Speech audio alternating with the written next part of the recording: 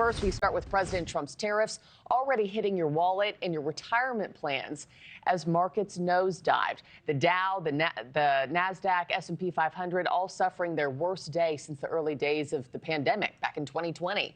Some analysts say stocks could be headed to a bear market with prices continuing to fall. Now, Kellie Meyer has the latest from Washington this morning. Kellie, good morning to you. Wall Street really struggling to digest the so-called Liberation Day tariffs. What's the White House saying about tumbling markets? Yeah, hey there. Good morning, Markie. So President Trump says this is all going, quote, very well, but Wall Street clearly has a different take this morning. The president comparing the country adjusting to his tariffs to a patient that went through an operation, saying we will recover. Take a listen. It's to be expected. This is a patient that was very sick.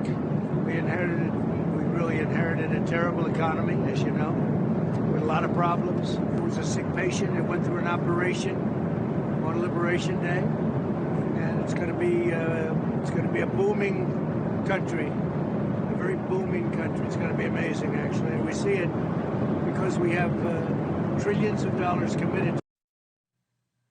So the White House seemingly easy breezy on Thursday, posting this photo of the president with the words, quote, almost Friday. We feel that. The post coming after markets closed on Thursday with major stocks suffering historic drops. So the president's response to the market Thursday afternoon as he left the White House, quote, I think it's going very well. He says markets are going to boom and the country is going to have a boom, as he puts it.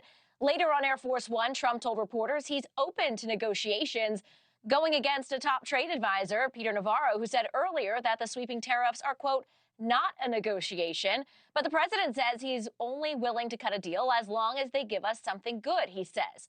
The question now for the White House, Markie, is what does this move really mean? Is the president using this as a negotiating tactic to get countries to the table? And then if so, how long is he going to keep these tariffs on, Markie? Yeah, a lot of questions that still need answers. And also, Kellie, too, a lot of economic news coming today between the April jobs report. You also got remarks by Fed Chair Jerome Powell. What should we be looking out for there? Yeah, just what you want before you head into the weekend. More economic news, but we got more coming this morning. This report will break down what happened in March, the jobs report. Obviously, it will be the last report before President Trump put on these tariffs. Forecasts right now predict that employers added around 138,000 jobs last month. That's down from 151,000 in February. So we'll see some of the effects from DOGE, with federal employment likely to fall. There's also that highly anticipated speech from the Federal Reserve Chair, Jerome Powell there. He could address the state of the economy and the tariffs' impact, his first time speaking publicly since President Trump's announcement.